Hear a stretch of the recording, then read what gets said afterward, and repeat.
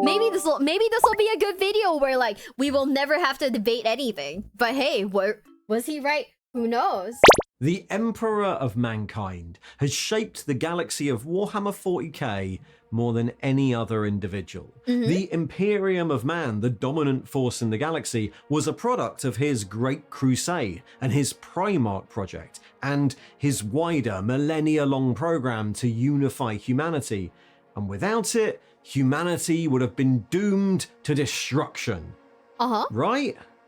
I mean, technically, that's what the Emperor says. that's what they say. Yeah. But is that actually true?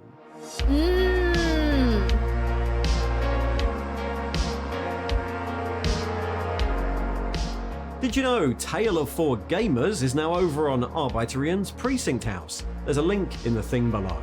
Okay. So, Hell the yeah. plans of the Emperor of Mankind are broadly familiar to most 40k fans. During the Age of Strife, when humanity was isolated and at risk of being destroyed by Xenos empires, the Emperor arose on Terra and led a galactic unification project, the Great Crusade, which, by diplomacy or by force, brought together the scattered human empires, pooled their military and technological resources, and destroyed the evil Xenos, leaving humanity, even in the wake of the Horus heresy that followed, as the dominant force in the galaxy. And according to the Emperor, this was all necessary. Without him and his plans, humanity would have been picked apart by emerging Xenos empires, or lost to the worship of the dark powers of chaos, playthings for the demons of the warp. Yes, the Great Crusade involved the conquest, subjugation, and genocide of thousands of worlds, and we know that in the end, the Emperor's plans were only semi-successful,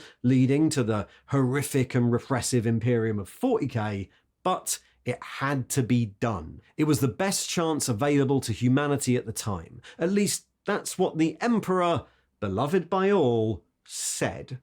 So, is that true? Was the Emperor right? Was the Imperium and its brutal and swift conquest of the galaxy the only way? This is a subject debated a lot online. Not only the morality of doing it, but also the question of, well, was what he said correct? The Great Crusade certainly involved lots of death and destruction, and the Emperor was no democratically elected leader. He was an authoritarian tyrant who insisted every human in the galaxy follow his plans or be killed. The internet is full of fan theories that the Emperor was secretly out for his own gain, or that humanity would have done just fine without the Imperium, or that even if it was the only way, the Emperor was still morally wrong to do the things he did. He was a liar, a hypocrite, a ruthless superweapon who wanted to be God. There's always lots of discussion on that topic. But what do the books actually say? Was the Imperium, the one that the Emperor planned for in the 30th millennium, actually the only solution? And to answer that, we first have to go through a brief history of the new man himself and the development of those plans. So I'll launch into this with a little bit of a disclaimer. The history of the Emperor and the formation of his grand plan is a little bit disjointed, and we do not have the whole story. We're told it in fragments spread across more than 100 books, so we need to do a little bit of work to piece it all together. Yeah. There's no perfect timeline of history here, so I've tried to stitch all those fragments together, hopefully without too much speculation creeping in. The Emperor, as far as we know, was born in around 8000 BC in what is now Anatolia, which is pretty close to where the first human civilizations actually were. There are two possible origins listed. In the first, the Emperor was a Gestalt being. The shaman, the early psychers of humanity, had guided prehistoric humans through the previous millennia, the shaman's spirits, which were very strong because of their psychic power, returning to the warp when they died, and then being reincarnated into a new body soon afterwards, and that way their accumulated knowledge would build over generations. But the warp had recently become so turbulent, what with all the sentient species existing and, having emotions, that the shaman's souls could no longer reincarnate before they were eaten in the warp by demons. So they all decided that they would die at the same time so they could combine all their spirits into a single new man who would be immortal and powerful enough to resist the warp. And the Emperor was that person, born to apparently normal people in a farming village in the ancient Near East. That's the first version of the story. The second, which may or may not contradict it, briefly hinted at by Ol Person Immortis, is that the Emperor was simply the first psyker, the first shaman, with nothing known beyond that. He was a perpetual, an immortal human, something hinted as being the next evolutionary step for humanity. Was there anyone who could go up against him? Ol shrugged. There were some, but he was the first. You mean the first psyker? The first witch, the first wizard, sorcerer, shaman, druid? The first. There were others who were different, but none like him, not in the beginning. What changed? He did. He was weaker than he is now, much weaker, but always stronger than anyone else. People change. People stay the same. He was always driven. Always. Okay. Early in his life, his father was murdered by his uncle. That wasn't the first murder. Humans have been betraying each other for ages, but it was the first he witnessed, and he took revenge, stopping his uncle's heart. In a flashback shown in Master of Mankind, the Emperor says he considers that this is where his philosophy began. Every village already had leaders. Every family had patriarchs and matriarchs. I speak of kings, givers of law, rulers of cultures, not merely those who give orders, but those whose decisions keep a civilization bound together. This was the night I realized that mankind must be ruled. It couldn't be trusted to thrive without a master. It needed to be guided and shaped, bound by laws, and set to follow the course laid by its wisest minds. So the Emperor comes to believe that humanity needs order, needs law, and rulers who impose law in order to develop civilization, and he goes out into the world and starts doing that stuff. Some of this we know about from misremembered legends from ancient times, and we also know that at some point he does become a powerful ruler. The Perpetual Erder says that many Perpetuals in the early days were some sort of warlord.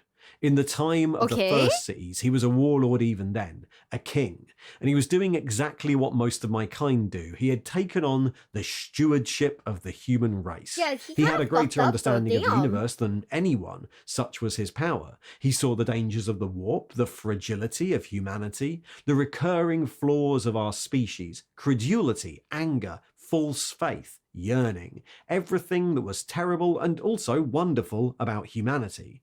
When I met him, he'd already begun on his path to shepherd mankind towards a brighter future. At some point, he meets Ol Person, who is the oldest known Perpetual, and with Ol as his war master, he defeats and destroys the Tower of Babel, a great tower raised by sorcerers who had unlocked the entire lexicon of Enuncia, the primordial language of creation. The sorcerers had intended to use that language to raise up humanity, but it turns out that merely knowing Enuncia is dangerous. This will be a theme. Cities turn to ash and salt, predator ideas. I had no idea that the Tower of Babel was like canon in this world. Wait, what? I'm so deeply in Warhammer lore. The living saint of Warhammer VTubers. I don't think I am. I think I'm just like, I think I like the lore. I'm just like still learning more about it, and I'm still getting like shocked and like confused by things. I think I'm still getting like shocked and confused by things. Huh? I had no idea this was a thing. What the heck? Cool. Old ancient times are in the lore. No, it's all good. Thank you. Babel happened at... Really? That was a thing? You're canon too? I mean, technically, yeah, but what? Pretty deep in, only if you probably know more. I still don't remember all the Primarchs. Don't hate me. Words that once you heard them would sink into the brain and kill you if you started to think the wrong things. Okay. The Emperor casts down the tower and kills the sorcerers, but he keeps the knowledge for himself, stating that even then he can see the shadow of the future, that humanity would be threatened way more than just from a single tower, and that it would be ridiculous to cast aside a potential tool that could save it. Tools, said the man. Weapons, knowledge. We cannot throw aside any of it. You are right. We cannot see the clear path to salvation, but we will be able to. This is a step. There shall be other steps and other paths, and we shall take them in turn as we must. This, though, is the first real step. Come, we're fighting a war the end of which no one else shall see. We cannot turn from the weapons that we have, nor those that Providence provides. A glass to see further, a word to open hearts, a sword to kill unborn gods. The man in the crown nodded and gestured to the symbol-covered pillars and walls. Take this knowledge and the fate changes. Leave it and it unravels. It's a simple choice. Okay. But there are no simple choices, said Ol. But there are, said the man. It's just the consequences that are complicated. So the myth of the Tower of Babel dates from about 4200 BC. So this is quite early in the emperor's life. And we have codes of laws in real history from about 2000 BC. So evidently the emperor's ideas spread to some degree. In these excerpts, the emperor already seems to have a level of foresight, psychic precognition. But we also know that in 40k, foresight is not very reliable. You can often see the potential results, but not what decisions you have to make to get there. We also know that he was one other ancient ruler, Alexander the Great, who in 323 BC created the largest empire ever seen at the time, which stretched from Europe all the way to northern India.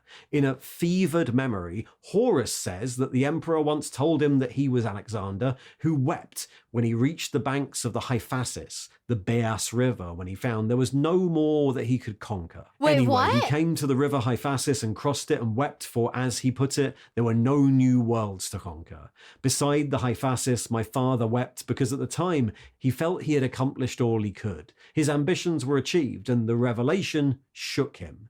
He was not proud or satisfied. He was bereft. Wait, so Big E is also Alexander the Great? What? Huh?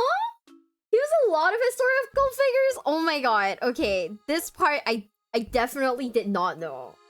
Oh. Okay. Well, shit. It's in the books. Well, I didn't read the book, so, you know. It's weird lore. Yeah, I mean, I don't quite remember if this has ever been, like, touched by, like, anyone. I don't really remember if this has ever been, like, mentioned, but shit. In fact, the original quote from Plutarch says he wept because he realized there were infinite worlds to conquer, which also makes sense because shortly after this, the emperor discovered the ancient Xenos device known as the Golden Throne under the sands of Asia, or maybe a device that inspired or became part of the Golden Throne. It's unclear. Shit. This also tracks the Golden Throne will eventually be sited under the Himalayas, under his palace, which is exactly where Alexander got to when he had his realization. And then in history, Alexander dies and his empire was immediately broken up by his squabbling generals, which does reinforce the emperor's original argument a bit. The minute he wasn't there to rule, apparently off studying the Golden Throne, the empire fell apart. That's the last we have of the emperor being an actual ruler. After this, coinciding with the discovery of the Golden Throne, he seems to move into the background, and we're told he's guiding humanity without directly ruling over it for thousands of years. At some point in the Middle Ages, he briefly emerges as a golden knight who defeats a silvery worm-like construct in modern-day Libya and then imprisons it on Mars. This is implied to be a shard of the ancient Catan, the Void Dragon. And this event gives rise to the myth of St. George and the Dragon, where it's confused with the historical St. George, who likely existed a lot earlier. Perceiving that the dragon was helpless, though not dead, the knight untied a long white banner from his shattered lance and bound it around the neck of the monster. With the dragon subdued, the knight turned to the astounded handmaidens and the people of the city who streamed from its gates in a riot of adulation. The knight raised a hand to quiet them, and such was his presence and radiance that all who beheld him fell silent. The dragon is defeated, cried the warrior. But it's beyond even my power to destroy, so I shall drag it in fetters from this place and bind it deep in the darkness, where it will remain until the end of all things. Other than that, he disappears from human history. Humanity grows, takes over the earth, expands into the stars, discovers the warp, and begins the age of technology. According to Erda again, speaking way later, at all points during this, he's trying to hasten humanity along its development. He saw his own power and tried to use it. He tried to steer mankind towards a better future. He tried to raise the human race up to achieve its potential. And of course, because of his power, he was rather more effective than most of us. At some point in the age of technology, he travels on a generation ship with another perpetual, Olivia Sureka, with a human expedition to colonize the world of Molech, which happens to contain a mysterious portal into the warp. Nobody knows exactly what he does in there, but he comes out way more powerful. And there are numerous hints that he got more knowledge or stole something or did some deal with the powers of the warp or gained control over it. Whenever it's mentioned, there are references to the Greek myth of Prometheus stealing fire from the gods. You have brought the Emperor face to face with chaos first found, closer than when he sat upon the throne or walked the shrieking halls of the webway, perhaps closer even than when he last faced the Four and took their fire from them on Molech. Again, we don't know exactly what happens here. It's one of the great mysteries of the setting. Like he gains powers? Mastery of the warp. And then that comes up a few different ways later in the story. During the Age of Technology, a few other things happen. There's mention of rampant genetic engineering as humanity is modified into a load of weirder and weirder things. There's also the vague implication that democracy isn't a thing anymore and hasn't been for a while. From the very few hints we get, they imply that it's all techno-rulers or warlords rather than enlightened republics. Also, humanity has started to evolve psychically, which is very dangerous. Psychers are popping up and they have no idea how to control their powers. And then very finally in this period, there is the development of AI, which leads to a massive cybernetic revolt, which almost wipes out humanity. How much of that the Emperor's involved in, we don't know. Erda again mentions that a lot of wars are fought in disguise between the Emperor and other Perpetuals trying to stop his plans, but we don't know any more than that. Some of us joined him, others decided not to. Some of us fought him. Several of the greatest conflicts in world history were caused by rival Perpetuals trying to thwart his program. This is followed quickly by the Age of Strife, in which the Eldari fall begins. The build-up to this clouds the warp, making warp travel impossible, and with no interstellar travel, humanity fractures, and all the problems we just said, especially the genetic engineering and the rogue psyker ones, get way worse. Worlds are swallowed by psychers gone wrong. Warlords turn humans into weird biomechanical monsters. Terror itself devolves into techno-barbarian nation-states, making use of horrific weapons and dark sorcery to wage their wars, and across the galaxy, any surviving humanity becomes a load of isolated civilizations that sometimes even forget where they came from. Then, after 5,000 years, the fall of the Eldar actually happens, the Chaos God Slanesh is born, the Eldar Empire is wiped out, leaving the Eye of Terror, a massive rift in reality, and the warp storms are blown away, leaving everyone else in the galaxy free to expand again. But the Emperor, in some of the oldest lore out there from Slaves to Darkness in the 80s, foresaw the fall of the Eldar and resolved that humanity was approaching a tipping point, in danger of being destroyed in a few different ways. First, when the warp storms come down, there was going to be a galactic free-for-all as various Xenos empires and species expand, and humanity needs to be ready to win that and not get immediately eaten by aliens, ideally ending up in a position where it can never again be in danger of Xenos conquest. I'm not gonna lie, hearing that Alexander the Great essentially fought fucking aliens is still kind of... You know, when I woke up this morning, I did not think that this is what I was gonna be learning today. But, here we are.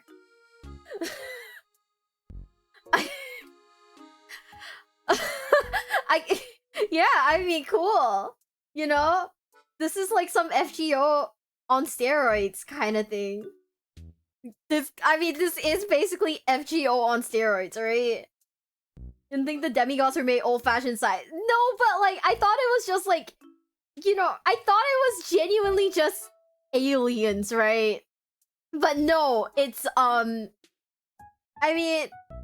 it's Alexander the Great fucked around, stole powers from like gods and then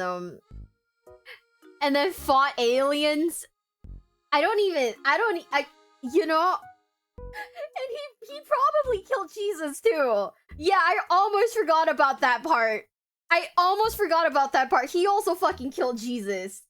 Yeah, I'm mind broken a little. I'm like, the problem with the Emperor is he likes to make long-term plans in a universe filled with unpredictable variables, why his ability of predicting the future is not that useful at all. I think at this point, being able to predict the future in the 40k universe is low-key a throw. Because so far, like, what? It doesn't work for, like, Conrad Curse, doesn't work for the Emperor.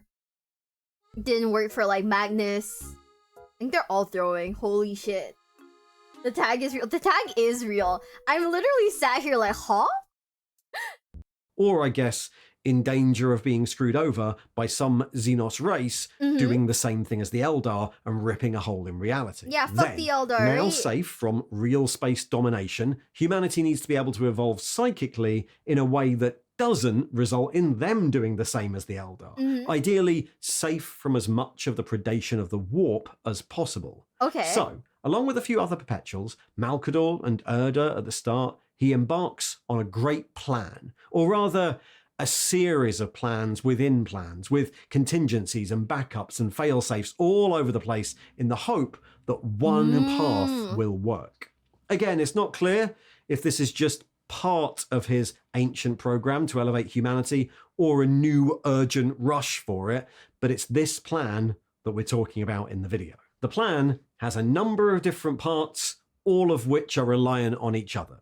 First, he decides to try being a leader again, to unify humanity under his banner, starting with Earth. Ideally, that's done by diplomacy, but it has to happen quickly, before the warp storms come down and leave humanity vulnerable. So conquest is going to be a thing too, and that's going to require armies, and also making sure all the horrific old weapons of the Dark Age of technology are firmly in the Imperium's hands and nobody else's. Then, when the warp storms come down, those armies and their forbidden weapons need to be able to go into the galaxy and do the same thing. Unite all the strands of humanity, leaving none that are outside the control of the Imperium, and pour all their resources and their lost technology together to make sure humanity are left in the dominant military position in the galaxy, safe from alien conquest forevermore. Secondly, while doing that, he kind of needs to stabilize the human genome. Humanity had been mutated in all sorts of horrific, unstable ways by unscrupulous rulers over thousands of years. And so the plan was to try and stabilize that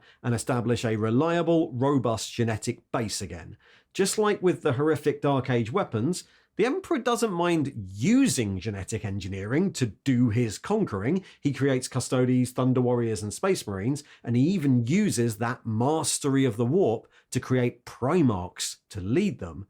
But those are all implied to be tools, means to an end. It's regular baseline humans who are intended to inherit the Imperium. Again, I'll reiterate that this has to happen quickly, before any other species or empire does it, and the Emperor will use any tool to get there first, even if those tools need to be discarded afterwards. He creates the Thunder Warriors, brutal and savage armies that are required to conquer the horrors of terror, but he then wipes them out because once that was done, they were just a bit too dangerous to have standing around. He's ruthless about that sort of thing. Okay, third, he needs to stop people worshipping the warp. As far as the Emperor is concerned, all religious worship will eventually lead to worshipping chaos, because that's what works, even if your intentions are good. He tells a custodian the story of the priest king of Molland Sen, who started out trying to help his people, but eventually turned his realm on terror into a horrific chaos cult. Superstition and ignorance always attract the warp's denizens, continued the Emperor. For the core of religion is the twinned principle of arrogance and fear.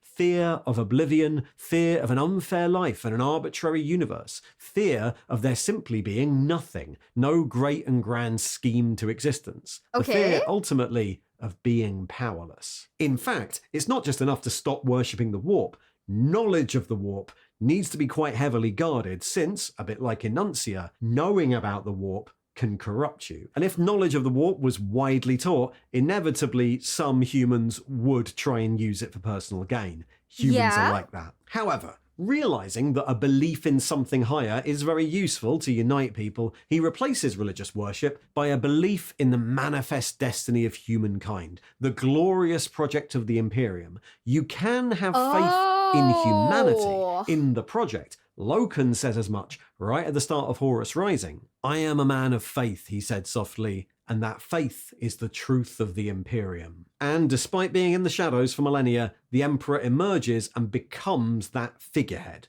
the great, giant, shining golden figure of awe, removed from and set above humanity, but crucially, not a god, just publicized as the greatest human, the most powerful psyker.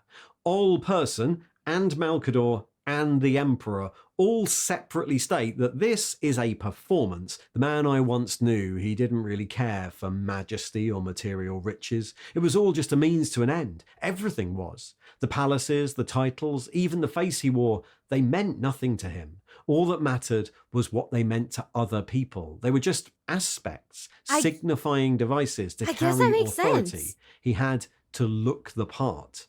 To rule a galaxy, he needed a palace like this. I assure you, he would have as soon lived a monk in some stone cell or in a hut on a barren moor. He needed nothing, but no one would have taken him seriously. This monstrous, tasteless edifice is simply the natural conclusion of his progress. The Emperor doesn't really enjoy it, but it gives humanity a focus, and it also allows him to more easily control those Primarchs he created to lead the armies. We see later that they don't really like being told what to do by regular humans who are way less powerful than them. I defy you, Horus spat at the Sigillite. You and this shadowy council of bureaucrats, your kind's not fit to rule anything. An Imperium ruled by men would be exactly what your father intended, Malcolm. So he was also so Horus was basically classist then. Okay. Ooh. Yeah, so by taking on the religious iconography, he really fucked things up then. I get it. But he used it to bolster people's faith. Okay. No. See, that is where he fucked up then. That probably is where he really fucked up then. Shit. The necessary evil though? It wasn't necessary evil, but that is especially where it gets fucky, right? When you introduce like the concept of like a higher being, then that gives like the people someone else to worship, right? But he wanted to focus on him, right? You know? Maybe I'm confused. Failing was understanding his own creations and their need for a purpose. That's true. People do need a purpose, so... Hi besties, it's me, Miwa, and if you're enjoying today's video, please consider subscribing, okay? Like, please, times a billion. I'm like, really asking this of you, ne? I guess like giving them a purpose like kind of fucked them, huh? It's so crazy. I'm just sat here like we're actually just sat here like trying to figure out like what all of this means, and like realistically it just means that like people are people. Cador murmured. All this, the removal of religion, the casting of himself as leader, the marketing of all of this is called the Imperial Truth. Okay. Fourthly, he has to control all the Psykers. Humanity was sprouting more and more Psykers, and they can be really dangerous without proper training, so Psykers needed to be controlled, ideally captured and funneled into useful Imperial institutions. Along with controlling genetic mutation, this becomes another of the big laws of the Imperium that the states it takes over are forced to adhere to. And then lastly, the only part of this that actually requires the direct involvement of the Emperor: stop using warp travel. Navigators have been around since the Dark Age of technology and would still be needed for this conquest, so he creates the Astronomicon on Terra to make them more effective, and he starts training astropaths to help with communication. But the real goal was that humanity should take over the Webway from the recently destroyed Eldar, which would make travel and communication a hell of a lot safer. Yeah. To do this, the Golden Throne had maybe been relocated, but certainly augmented in order to create a path into the Webway from a portal under the Himalayas on Terra, under his palace. The bridging bit between that portal and the Webway itself would have to be built by humans from psi-reactive machinery, but once that bridge was constructed, humans would be able to spread through the Webway, make it safe, and stop using warp travel. Given that this is a massive psychic challenge, it seems to be the bit that the Emperor is most likely to need to do himself. It's not like it's a bad, like what's it called? Motivation, right? It's not like it's a bad motivation whatsoever. But I guess, like, you know, it really got fucked up then, huh? Remember, he's created 20 loyal magic super generals to do the real space conquering bit. Lastly, I've said it already, but all of this had to happen quickly. It seems that the plan was for it to take no more than a few hundred years, and there are a number of possible reasons suggested for this. First, Okay. other alien species, or maybe some other warp-tainted humans, might try and do the same thing when the storms come down and build their empire first. Secondly, the warp and the powers of chaos would be reeling in the wake of the birth of Slaanesh, and the Emperor wanted to get as much as possible done before they realized what he was doing. There is still this idea that the Emperor, when he was on Molech, played some trick or did some deal with chaos and is now going back on it, and he wanted to get all this stuff done before they realize. And lastly, whatever he did back then, it seems like it's causing the Emperor to lose his humanity. We don't really know what this means, but the implication is that his mastery of the warp allows him to draw almost limitless power from it, but the more he does that, the more he sort of unravels or becomes inhuman. So by setting all this in motion, possibly creating the Primarchs, possibly the bridging of the webway, by grabbing the power needed to do all that, he also puts himself on some sort of clock. He's taken to referring to them as his sons. Can you imagine that? Okay. Neither could I until I heard it from his own lips. There might even be some lingering attachment there, though how long that will last, I cannot say. Valdor hesitated. Then his human sentiments, they're still ebbing? As he predicted, all things have their price. All of this is still a long shot. The Emperor and Malkador are not omnipotent. Prophecy in 40k is not a very reliable art. So in attempting this, they are above all pragmatic. They put in motion a million contingency plans, set up loads of stuff they think might be useful, and of course, they capitulate sometimes. They're happy to make exceptions to some of their big, publicised laws if it pushes the plan forward overall. For example, they allowed the Mechanicum to keep their religion because it doesn't seem very worrying as far as religions go, and because Mars was more useful as an ally, the early Imperium couldn't really afford the delay that a war with Mars would cause. They're also aware of the scale of the endeavour and the immoral things they're going to have to do to make it happen. In their opinion, this is still the only way to really guarantee a safe future for humanity. But it's going to involve a lot of war and a lot of death. It is a conquest of the galaxy. They will have plans that happen in secret. They'll likely tell lies to preserve the appearance of the glorious Imperium and keep people united. Like any nation, there will be conspiracies and cover-ups, whatever gets the job done. And those will probably cause friction, and that friction might need to be dealt with.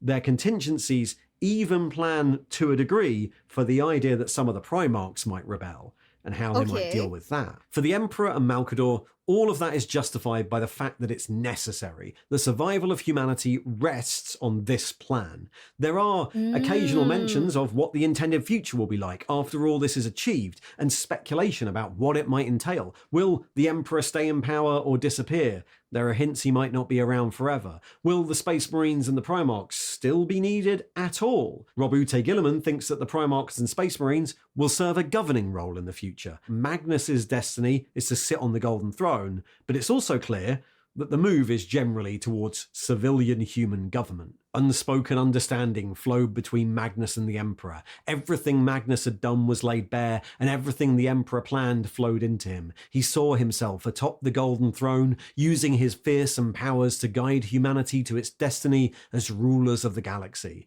He was to be his father's chosen instrument of ultimate victory. It broke him to know that his unthinking hubris had shattered that dream. The Emperor never reveals what the full plan is once humanity's survival is achieved, and so Magnus does feel like remorse and regret from like what he did? Okay. Dude, like I feel like we're learning more now because he's going into depth about like the books, and I don't think we ever really like talked about the books like that. Huh. they're safe to mature into a psychic species. We only know that the Emperor wants to ensure that it happens. What we do know is that the Imperium that we recognise from 40k isn't it, because these plans don't all work out. The Imperium of 40k is not what the Emperor set out to create in 30k. So, that's his plan. What actually happened? Well, Yeah, the warp what storms actually come down, happened? the Great Crusade starts, and Malcador and the Emperor begin the gamble. There are, of course, some problems. There's an early rebellion, the Palace Coup, when the first Grand Provost Marshal discovers that the laws the Imperium says it rules by, that it's united humanity under, don't actually apply to the highest powers in the land. But the biggest problem is when both the Perpetual Erda and the geneticist, Amar Astarte, horrified Okay. at the scale of these plans and the death it involves, try to sabotage the Space Marine project. Apparently, they thought the Emperor was Ooh. taking too many risks, which I think is probably true. The question is, are they justified? He was taking risks. One by one, Perpetuals allied to him slipped away. He was glad to see the back of them, I think. He was tired of their objections and weary of their caution. He wanted results. He became angry with minds that could not match his speed of thought and his genius. So most of us left him. Amar Astarte eventually tries to sabotage the Space Marine project, which causes massive setbacks in early Space Marine production, and Erda causes the Primarchs to be scattered through the warp to various planets across the galaxy. So the Great Crusade has to start without its main generals. And I think this is probably the single biggest problem that screws up the Emperor's gambit. The Primarchs are not just useful as generals to go and do the unifying while the Emperor does the webway bit, but also because they stabilise the Space Marine Legion's gene seed. If they had stayed on Terra, not only would there be 20 Imperium-raised superhuman generals from the very, very start, but also the initial Astartes legions could have been a lot bigger. Them being scattered is a massive delay to a project that we already know has a time limit. The early Crusade then has to be led by the Emperor in person. We don't know if that was the plan, who is also trying to find his Primarchs so that he can get the plans back on track. And those Primarchs have now been raised in all sorts of human societies, some of them horrific and damaging, many of them not really tallying with the Emperor's beliefs. Those who are found first get a lot of training and one-on-one time with the Emperor to acclimatize to the Imperium. But as the Crusade goes on and time runs out, there's less and less time available for that. The scattering of the Primarchs is a massive problem. Yeah, however, I can imagine. Despite that, the Crusade mostly does achieve the goals he sets out. Human societies are united, mostly willingly or through diplomacy, sometimes through force, which is obviously disproportionately featured in our books about wars. Aliens are killed. In fact, the Imperium faces at least 2 giant expansionist alien empires that seem to have the same idea, and it just about wins against them. And after 200 years, the plan has broadly worked, and at that point, due to a build-up of all the above pressures, the Horus Heresy happens. It's worth saying that the majority of Primarchs who turn against the Emperor were those later found ones, shoved in charge of their legions in a rush as the Crusade neared completion. Anyway, the Horus Heresy happens, a rebellion by the Primarchs that was on a scale way bigger and more destructive than Malcador or the Emperor seem to have ever envisaged. During this, Horus also goes to Molech and gets some of that warp power-up. We don't know if it's the same one.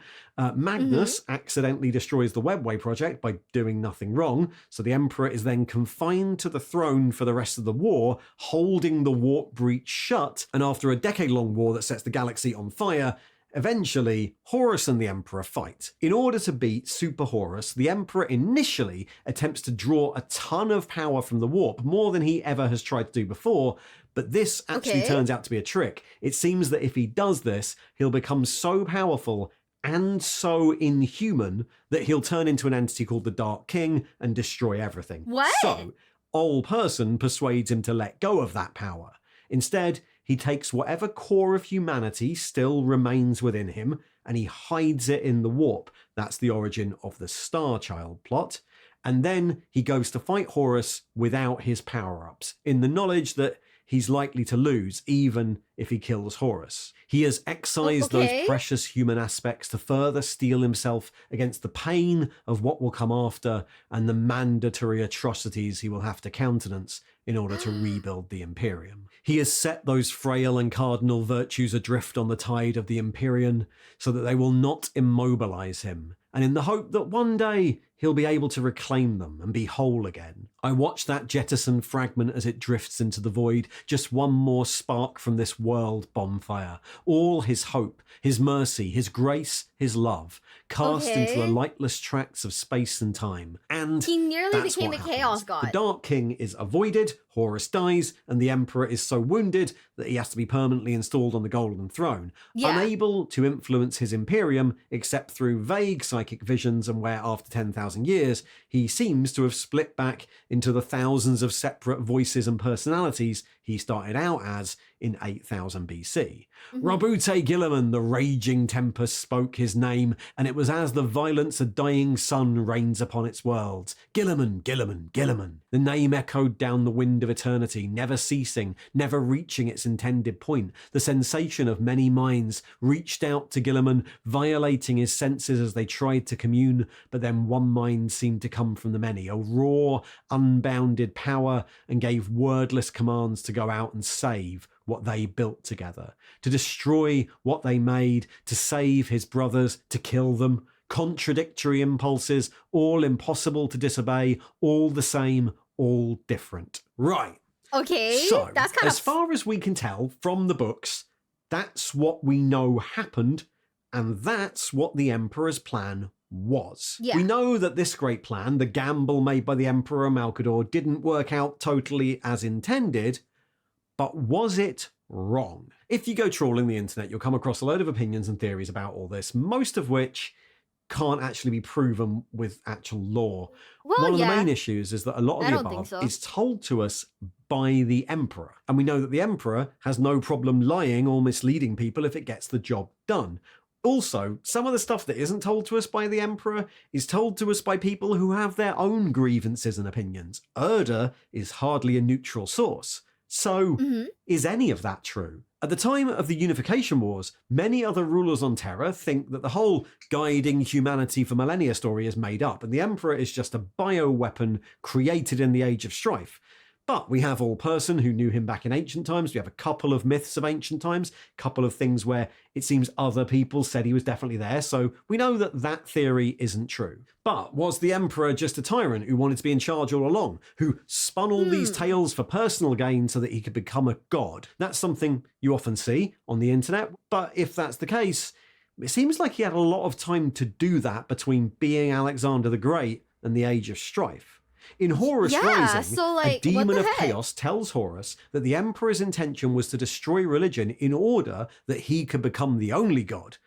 But that demon at the time is very obviously lying to Horus about the way things will turn out if Horus rebels against the Emperor. And we do see the Emperor turn down the chance to become the Dark King later on, so that seems unlikely too. Generally, by what we know in the lore, it certainly seems that the Emperor and Malkador believe their plan, that this is the only or the best chance humanity has. And when we see characters in the Horus Heresy who have split from him, Erda, Ol, John Grammaticus, their usual complaint isn't that his plan is wrong, it's the hubris, the arrogance of what he's doing. This plan is just so big and requires so much conquest that it's distasteful. Or, more subtly, that the Emperor is hubristic because he thinks he knows the one true path, when in fact, nobody knows what will happen in the future, and so they eventually get sick of that and leave. But I think nothing in the lore actually suggests the Emperor is actively lying. The only people who say that are chaos demons trying to tempt Primarchs to their side. From what we see, the Emperor and Malkador, rightly or wrongly, are sincere. They believe their plan is true. Whether it is a different question. So, based on what we know happens, is that a reasonable belief? Let's start with the very simplest part of this, the argument that without a military machine the size of the Imperium, ruthlessly uniting humanity at gunpoint, humanity would be destroyed by aliens. All right, what do we know?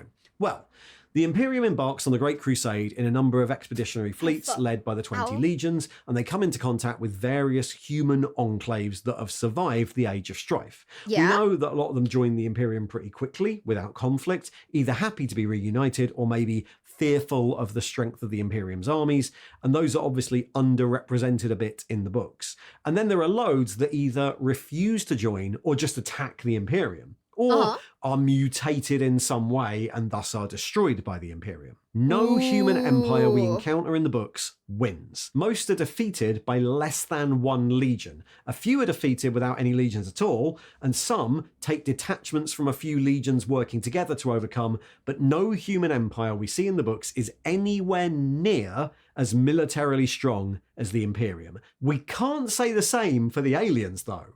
While the majority of alien species we see are overcome just as easily as the other humans, there are two major aggressive, expansionist alien species that are a genuine threat to the Imperium: the Orcs The orcs and the and the Rangda.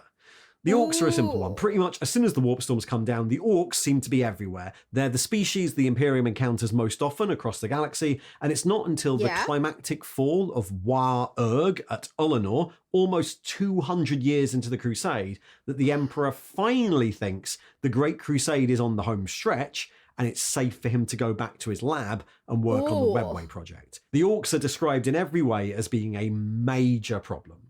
The Rangda are a little bit more interesting. The Rangdan Empire was a Xenos empire in the galactic northeast that were a major threat to the Imperium in its first century. We don't know very much about them other than that they used horrific technology to enslave the populations of worlds they conquered, and that they were aggressive yikes. and expansionist. The Imperium fought 3 wars against them known as the Rangdan Xenocides, and they almost lost. Whole legions were lost fighting the Rangda, and we know that the strongest legions of the early Crusade were reduced massively, almost under strength after it. Different legions became the primary ones after the Rangdan Xenocides. Interestingly, the Rangda are also described in similar ways to Enuncia or the Warp, as maybe just knowing about them's dangerous. The Space Wolves end up purging human worlds of the taint of the Rangda for decades afterwards. There is a fan theory I've seen around a bit that the Rangda were in fact a rival human empire that was way nicer than the Imperium, and then Primarchs defected to it because it was nicer, and that's actually why it was so dangerous. And they don't exist anymore, do they? Right? So I think this might be the first time I've actually heard of them. They don't exist anymore, right? Now they're gone. That's what I was thinking. I was like, never heard of them before. They got they got like genocided. Okay. They're extinct. Yeah, because I genuinely don't remember if we've ever even like heard of them. Rangda? The Rangdan? I don't know what they're called, but yeah, they're called Xenocides for a reason. Okay, I get it now. Yeah, I didn't think they. Yeah, I was like, I don't know who these people are. Shit. The Lion and Lehman Russ killed them all. Ah. the existence of that knowledge is what needed purging. Okay. But there's nothing in the lore that actually supports that. It's a fan theory. The Rangda are not only described as kind of horrific and alien, they're also friends with aliens like the Sloth, who are horrific. No, that's so that scary. sort of implies they're not a benevolent empire. Given what we know about all the different human enclaves that existed at the time, the Interrex, the Alambic Quietude, the Earth of 6319, it seems very clear that none of them would be a match for the Rangda or the Orcs of 30k, both of which are very clearly expanding. None of them can stand against the Imperium, and the Imperium barely wins against the Rangda. Maybe another human empire or great alliance might have arisen that could have united humanity, one that isn't as bad as the Imperium, but again, we see no evidence of that actually happening. Most of the human enclaves that the Imperium encounters don't really even know the warp storms have stopped, or they don't have warp capability anyway, or they don't have the resources to do what the Imperium does. I think without the Imperium happening, the Rangda or the Orcs would have won. That process might have taken ages. The Imperium is still discovering lost human colonies in the 41st millennium. But without the Imperium or something equally powerful, it's reasonable to assume you'd eventually end up with an alien-dominated galaxy with the scattered remnants of humanity existing isolated from each other and being slowly picked off over the next few millennia. We don't know what else might have happened. Other things could have happened. But from the position of 30k, I think that is a reasonable assumption. Okay, so we know there were definitely some big alien empires that were very much a threat, but was the Emperor right to kill all the aliens? The general policy of the Imperium is that all Xenos must be wiped out to preserve the best chance for humanity. If humans are in charge of the galaxy with no competition, then they're free to concentrate on becoming a psychic species, essentially doing an Eldar without actually doing an Eldar. So is that correct? Okay, that one's a bit harder to answer. The majority of alien species in the galaxy of 40k or 30k seem to be quite innately hostile, and so they do constitute a threat. But then the Imperium definitely wipes out loads of Xenos species that either pose no threat or just want to be left alone, or ones that actually seem quite friendly, like the Kinnabrak, who are part of the Interrex. Okay. The Emperor's reasoning here is basically that aliens can't be trusted, at least not long term. And the thing is, we don't know if that's true or not. In both 40k and 30k, most of the Xenos species we hear about have a very good reason to be hostile to humans, because the humans want to kill them. But also, the few examples we do have of aliens working with each other also seems to be very unreliable. The Cabal of 30k fracture apart, and in 40k, the Tau are the closest example we have, and their empire has a definite, brainwashy second-class citizen vibe going on. In-world, the only people who have a perspective long enough to make a judgment on this, people who were around before the Age of Strife and witnessed humanity's long history with aliens, are some of the Perpetuals, like Erda and Ol. They might have an opinion, but they never mention it. Or the Emperor, whose opinion is that trusting aliens is a bad idea. We don't have another opinion to counter that with. But those questions come down to another choice the Emperor makes. Can the Imperium just not be nicer? Instead of a conquering warlord, could the Emperor not have stayed in the shadows and manipulated things from behind the scenes, just like he had for thousands of years? You know, create a sort of benevolent space UN. When encountering non-hostile aliens, just ignore them. Attack only when provoked. Engage in diplomacy with humans who don't want to join, and then, if they really don't want to join, leave them be. Can't the Imperium seek to unite humanity, well, more nicely? All right, back to practicalities here.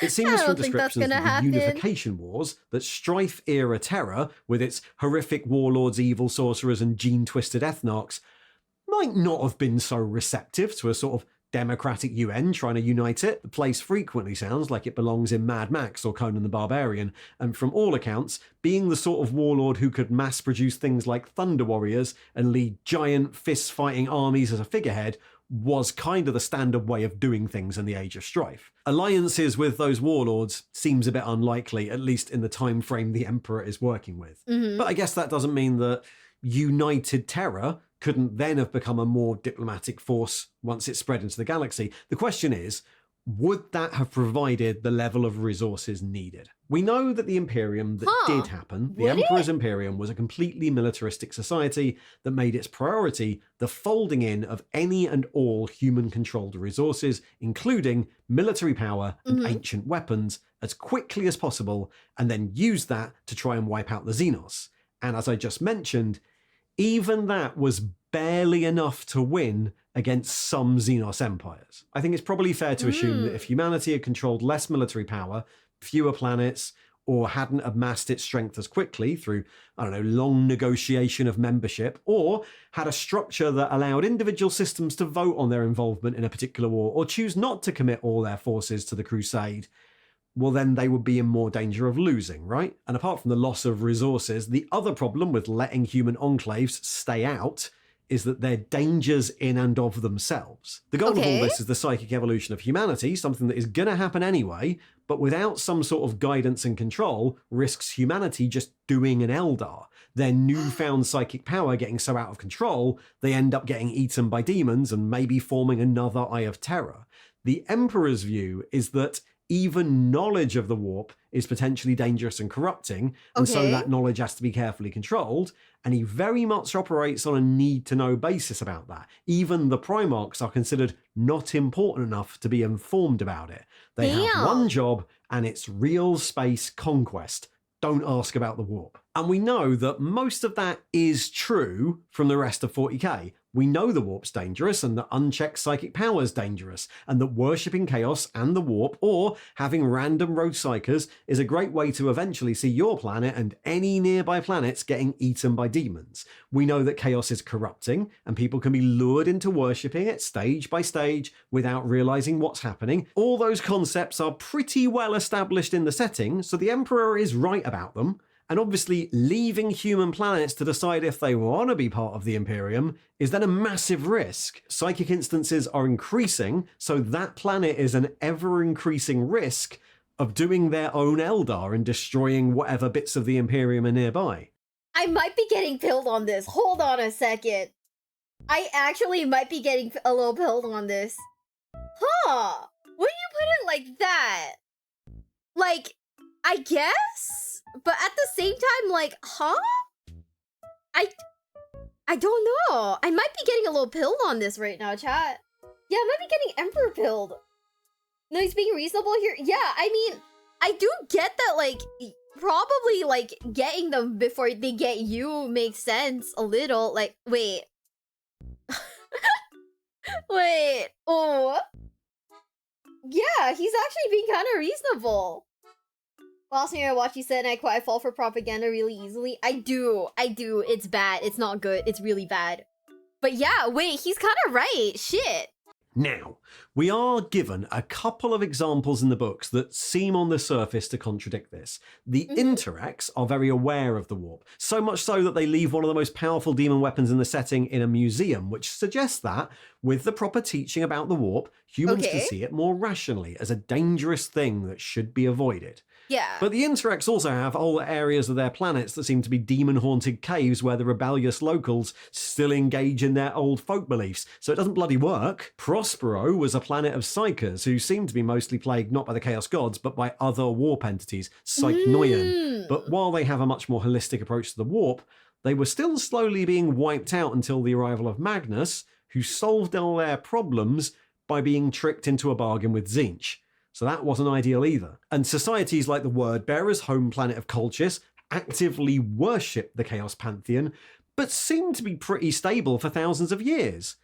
On the other hand, I don't think any of us would look at Colchis and the Word Bearers and assume there was no way they'd ever fall to chaos. We're given some examples about ways in which people deal with the warp differently, but none of them seem to be a foolproof long-term strategy for the evolution of humanity, especially as humanity gets more and more psychic. Now, if we're asking the question, was the Emperor correct? Was his plan actually necessary? Then I would say everything in the lore suggests the answer is yes. Yeah, given the events we right? witness in the books, if the Imperium hadn't existed, hadn't conquered Terra, hadn't unified as much military might, recovered as much technology, gathered as many resources as quickly as possible, then one of the other Xenos powers would have won. And that would put humanity in a very precarious position, especially regarding safely evolving it into a psychic species. And in order to achieve that, the Emperor needed to create super soldiers and super generals to lead them, and doing that required stealing power from the warp, which seems to have put the Emperor on an even more strict time limit regarding his ability to remain human. I don't think the lore gives us a way out. We know that the Emperor was always trying to speed up the development of humanity, at least that's what Erda says, but it seems pretty clear that the birth of Slaanesh and the fall of the Eldar and the sudden clearing of the warp storms kind of forced his hand. If he'd waited calmly on Earth for humanity to naturally re-establish itself, if he'd slowed down his plans in any way, there's a pretty good chance humanity would have been eaten by the Rangda or defeated by the Orcs, or that individual systems would do an Eldar and fall apart in psychic overload. And we should point out that even despite the Horus heresy, this plan does mostly work. Humanity does become the dominant force in the galaxy, fighting lots of wars, but not really existentially threatened by alien species for the next 10,000 years. It's only in the 41st millennium, when Tyranids and Necrons show up, and when Abaddon creates the Great Rift, that there are any actual existential threats to humanity. There's already a fair amount of speculation in this for one of my videos, but I think any other explanation involves even more speculation. I think the history of the Horus Heresy, all these books, basically confirm that the Emperor and Malkador were right to have a sense of urgency about this, and that humanity really was in danger of being destroyed if they didn't do their plans. Yeah, okay. Is that disappointing? I don't think Would we so. prefer it if the Emperor's plans were just wrong? If he's just an evil tyrant?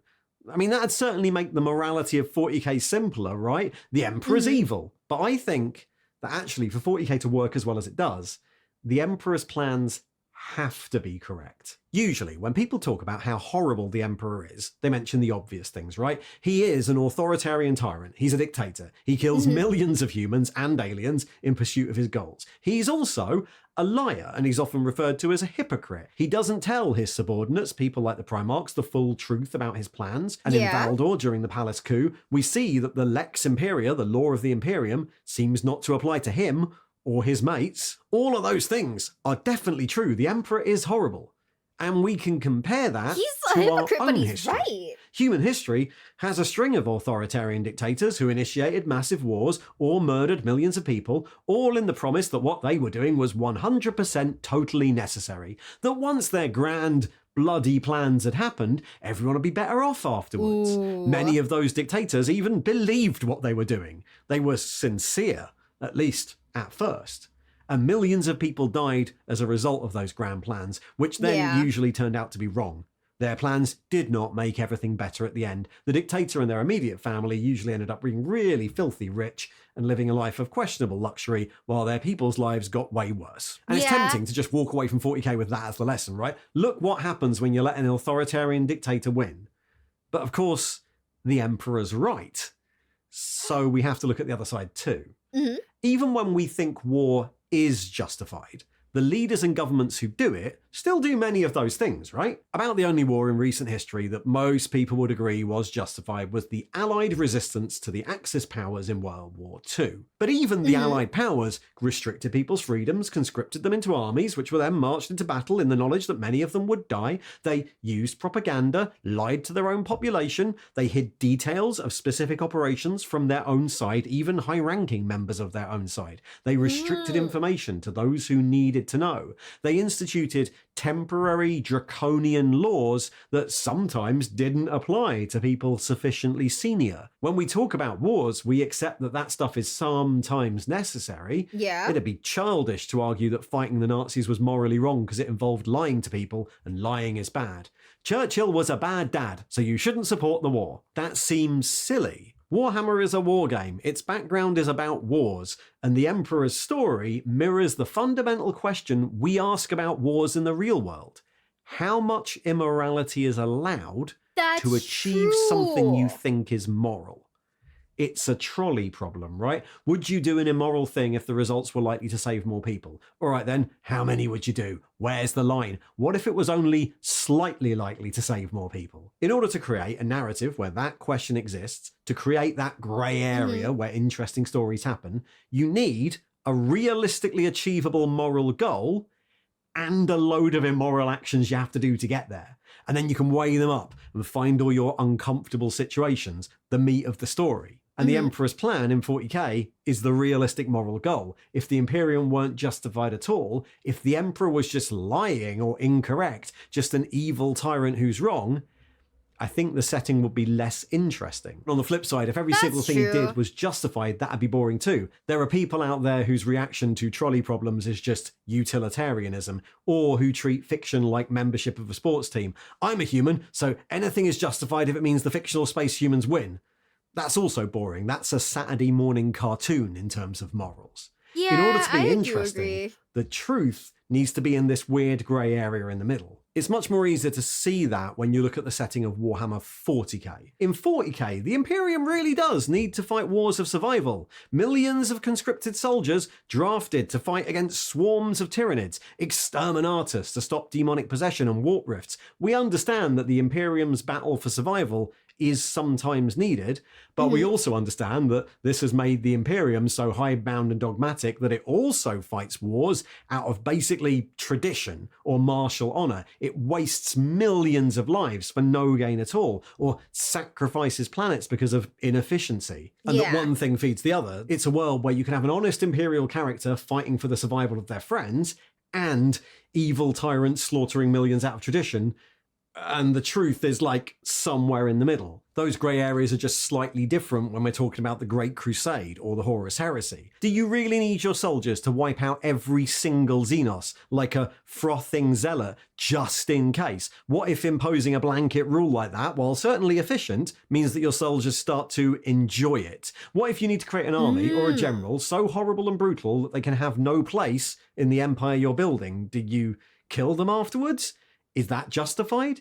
What happens when you can't actually tell people the real reason they're doing all these things, so they start to speculate and invent their own reasons or their own better ways of doing things? What happens if you can't tell them the truth? What happens when your plan cannot possibly be delayed to fix anything that goes wrong? Was the Emperor's plan correct? Well, according to everything we can see from the lore, broadly, yeah. His plan was a long shot. It didn't completely work out, thanks Horus, but it seems that without the Emperor doing what he did, humanity would be at considerably greater risk of being destroyed or of destroying itself.